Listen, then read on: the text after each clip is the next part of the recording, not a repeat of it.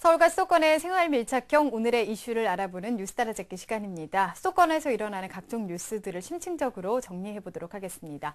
오늘도 시사평론가 최유원 씨와 함께하겠습니다. 안녕하세요. 네, 안녕하십니까. 네, 오늘은 독거 어르신 분들에 대한 얘기를 좀 해보도록 하겠습니다. 예. 지난 2011년에 서울시에서 거주하는 독거 어르신 21만 명 중에서 무려 15만 명, 71%가 여성이 차지했다고 합니다. 이분들이 겪는 질병의 수가 남성에 비해서는 또 1.6배가 높고 또 무주택자도 3배나 많고요. 또 월 평균 소득도 남성에 비해서 79%에 그친다고 합니다. 좀 상황이 많이 어렵다고 하는데 자세하게 오늘 좀 얘기를 나눠보도록 하겠습니다. 예.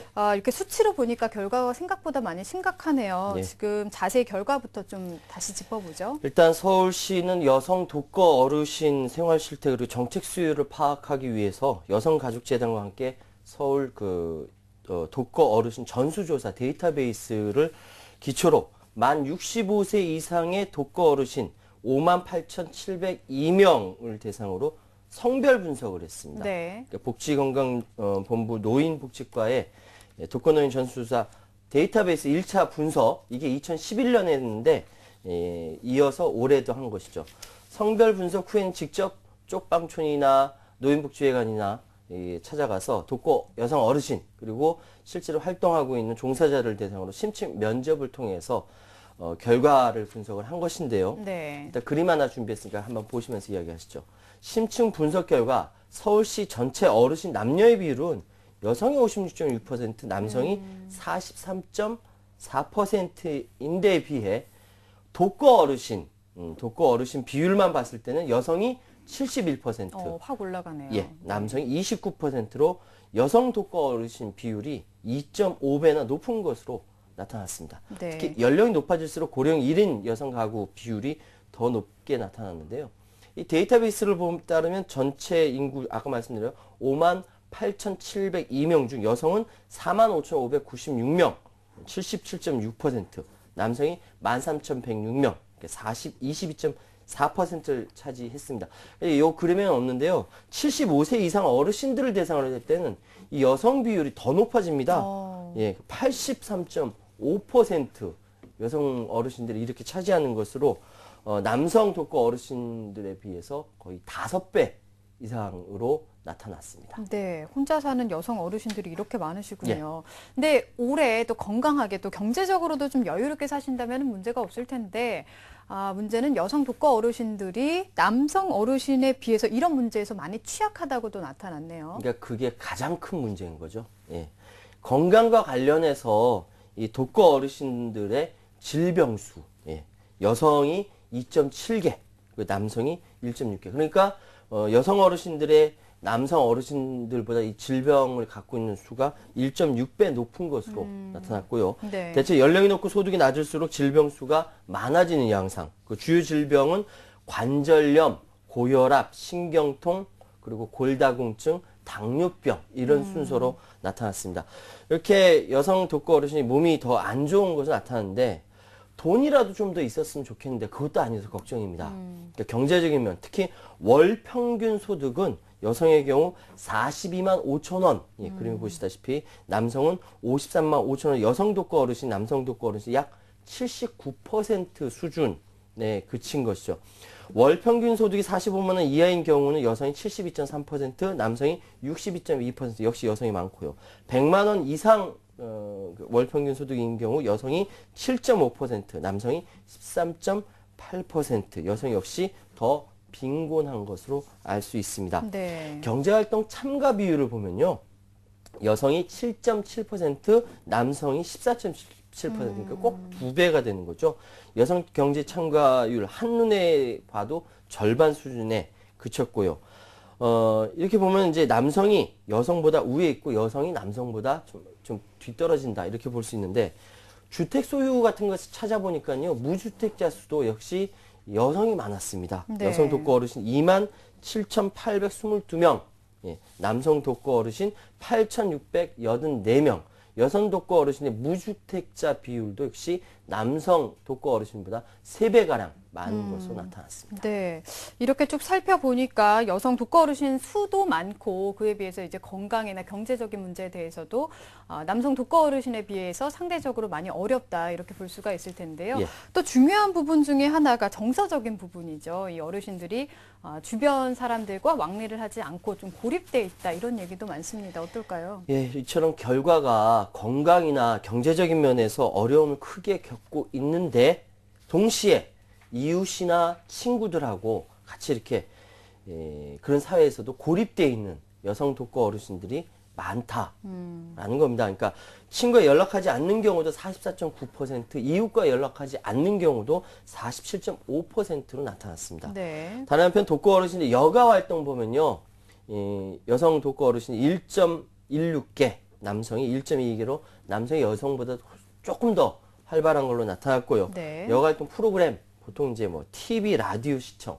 80.8%, 뭐 어디 갈 데가 없으니까. 네네. 그리고 이제 사교 활동 19.5%, 그리고 등산 산책 10.6% 순이었습니다.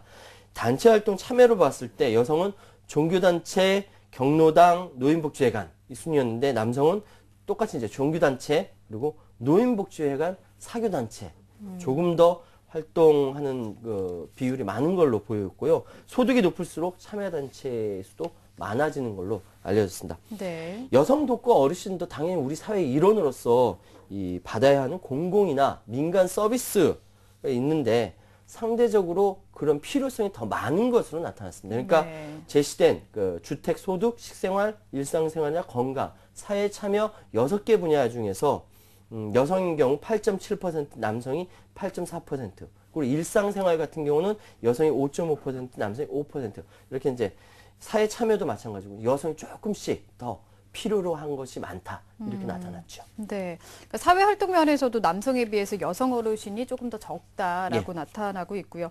이런 조사 결과를 보면서 뭐 서울시에서도 느끼는 바가 좀 많을 것 같습니다. 이런 결과에 따라서 앞으로 이 독거 어르신들에 대한 정책들 계획을 많이 할 것 같은데 어떤 것들이 있을까요? 일단 그 서울시의 전수조사 데이터베이스 성별 분석에 이어서 여성 독거 어르신들 지원 정책 발굴을 위해서 건강이나 돌봄, 안전, 일자리 영역에서 기존에 해왔던 정책을 다시 재점검하고 정책 사각지대를 좀 찾아낸다. 그리고 전문가의 일을 통해서 여성 독거 어르신에 특화된 그런 정책을 개발해 나갈 예정이다. 이렇게 밝혔는데요.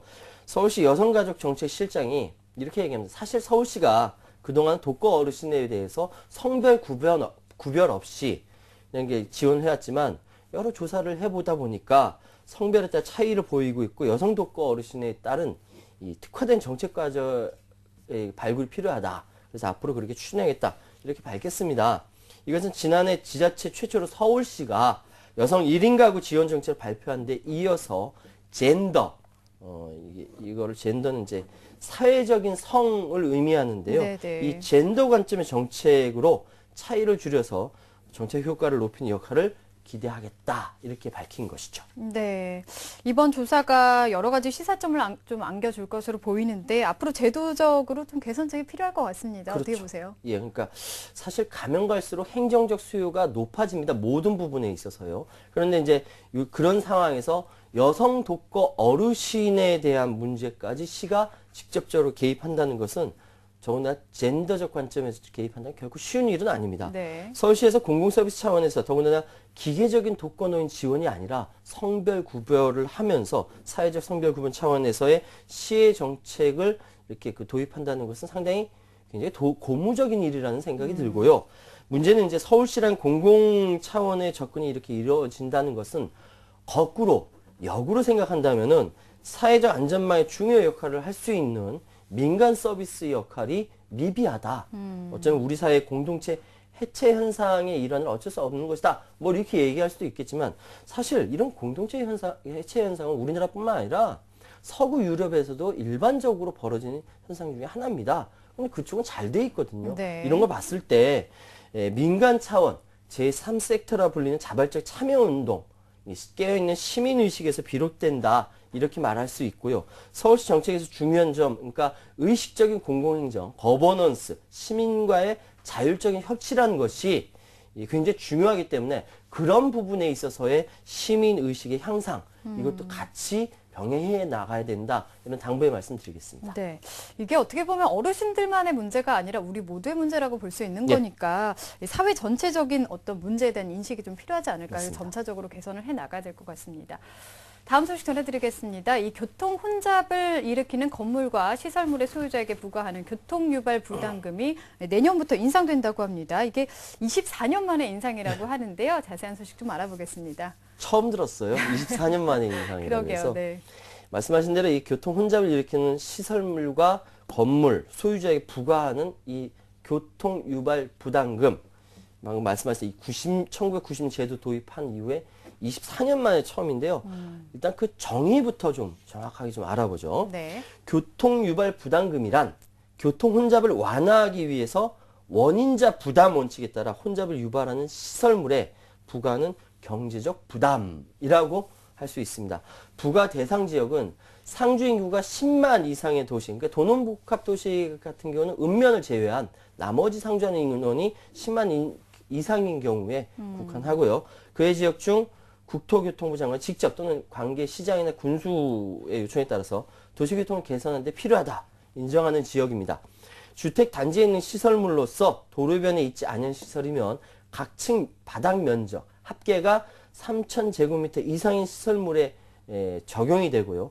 시장은 해당 지역의 특수성을 고려해서 조례로 100분의 50 범위 내에서 이를 조정할 수가 있고요. 네. 그리고 지번이 같거나 지번이 다르더라도 대지 경계면, 경계선에 접하고는 둘 이상의 대지에 소유주가 같은 두 동 이상의 건물이면 같은 동일 건물로 쳐서 부담금을 부과한다고 합니다. 네, 이렇게 교통유발 부담금에 대해서 정의를 좀 내려주셨는데 이 부담금이 그동안은 좀 인상이 되지 않다가 24년 만에 이게 물가는 계속 오르는데 이건 참 안 올랐어요. 예. 이번에 올랐는데 자동차가 그만큼 좀 늘어났으니까 그렇죠. 인상이 되는 거겠죠? 예. 원래는 1제곱미터당 350원씩 내도록 하는 단위 부담금 기준을 잡았습니다. 하지만 이게 1990년 기준이거든요. 네. 어마어마하게 그 사이에 물가 상승률을 잡으니까 130% 올랐거든요. 따라서 지나치게 이게 낮다. 교통 유발 억제 효과가 낮다. 이런 비판의 목소리가 많이 있었죠. 네. 그래서 지난 20일 국토부가 2020년까지 교통 유발 부담금을 현행 1제곱미터당 350원에서 최대 1,000원까지 올리는 도시교통정비 촉진법 시행령 개정안을 지난 9일 입법 예고했다 밝혔는데요. 이 개정안에 따르면 그 교통 유발 부담금 건물 면적에 따라 단위 부담금이 좀 차등으로 적용이 되는데 연면적 3,000제곱미터 이하 건축물 현행대로 1제곱미터 350원 유지하고요. 3,000제곱미터 초과 3만 제곱미터 이하일 경우에는 700원, 3만 제곱미터 초과 건축물은 1,000원을 부과한다는 겁니다.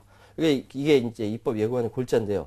관련 법에 따라서 지방자치단체들이 정부 인상 기준에서 최대 100%까지 올릴 수 있기 때문에 이 경우 서울시가 재량권을 최대한 발휘한다라고 한다면 3만 제곱미터 초과 건축물에 대해서는 1제곱미터당 최대 2,000원까지 부과할 수 있다라고 합니다. 네.